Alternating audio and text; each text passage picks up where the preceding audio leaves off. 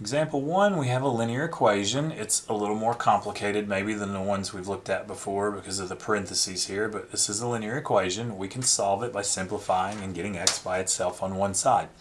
So the first thing I'm going to do is use the distributive property and multiply 5 times x plus 2.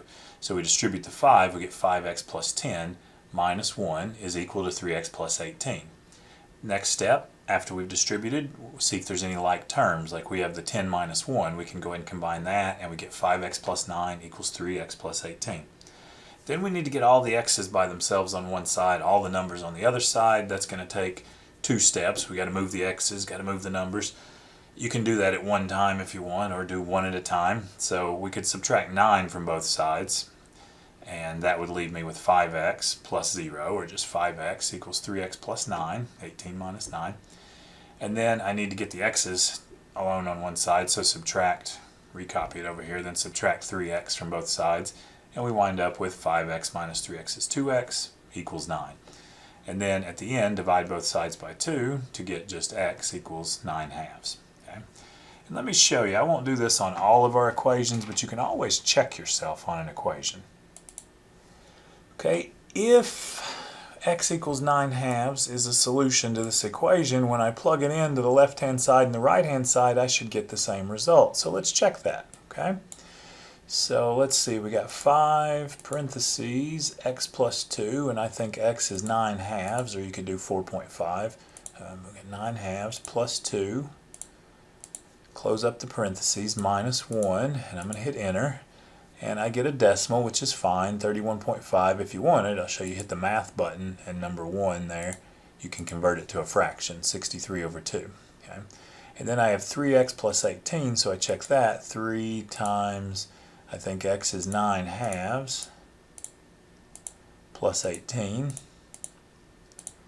And I get the same value, 31.5. So I know that really is a solution. When I plug it in, I get the same value on both sides. Okay, let's go on. Let's do one. This one we'll wind up eventually solving a linear equation. Here's why it fits into this section, but we have an applied problem. A businessman can get a rental car for $10 a day plus 25 cents per mile. So for one day, his cost is, in function notation here, C of x, C for his cost, is equal to 10, the $10 plus 25 cents per mile, 0.25x. C of x is 10 plus 0.25x, where x is the number of miles driven. Okay, part A, what is the cost if he drives the car 100 miles? So miles is our input here, so we would just be evaluating the function. We would find C of 100. So we'd plug 100 in and get 10 plus 0.25 times 100, which would be 10 plus 25, or 35, and that would be dollars. My output is his cost here, $10 plus, if he drives 100 miles at 25 cents, it's another $25, so it would be a total of $35. Part B is going to involve the equation here because we're given the output. If his cost is $65 for one day, how many miles did he drive the car? So there we're going to set up an equation. We know the output is 65 and we want to find the x value. So we have 65 is 10 plus 0.25x. So to solve that, we have to solve a little linear equation. So I subtract 10 from both sides. I'll get 55 is 0.25x.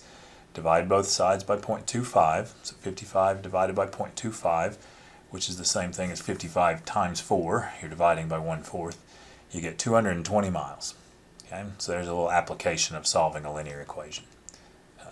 Let's do one more problem on this video. So this is a linear equation. If we want to solve 9/5 x is equal to 5/2 x plus 7/5, it's linear in terms of x, but my coefficients are fractions this time, which make it a little harder for most people because now we have to deal with fractions. But my strategy I like to use when we have an equation is to eliminate the fractions at the beginning. We're going to eliminate them if we take a common denominator and multiply everything by the common denominator. And the important part is to keep it equivalent, to not change the solutions. We have to make sure we multiply every term by the same value. So we take our equation here, 9/5 x is equal to 2/5 x plus 7/5, and I look at the denominators, 2 and 5, and I need to find a common denominator. You'd probably like to find the least common denominator. You want to find the smallest number that's a multiple of 2 and 5, which in this case happens to be 10, 2 times 5. It doesn't really matter if it's the least one or not, it's still going to work as long as it's a common multiple of the denominators. And so I'm going to multiply my entire equation by 10, which means I have to distribute and multiply every single number by 10. And I wrote 10 as 10 over 1 to make sure it's clear. Sometimes students have questions about dealing with the fractions. We're multiplying fractions by a whole number. It might be easier for you to think of 10 as 10 over 1, right? So that's what we're going to do. We're going to do 9/5 x times 10 over 1 equals 5/2 x times 10 over 1 plus 7/5 times 10 over 1. And in each of those, since 5 and 2 both divide into 10, it's going to cancel the fractions. Okay? If you look at the first term here, 5 will go into the 10 and give me 2 times 9x, which is 18x.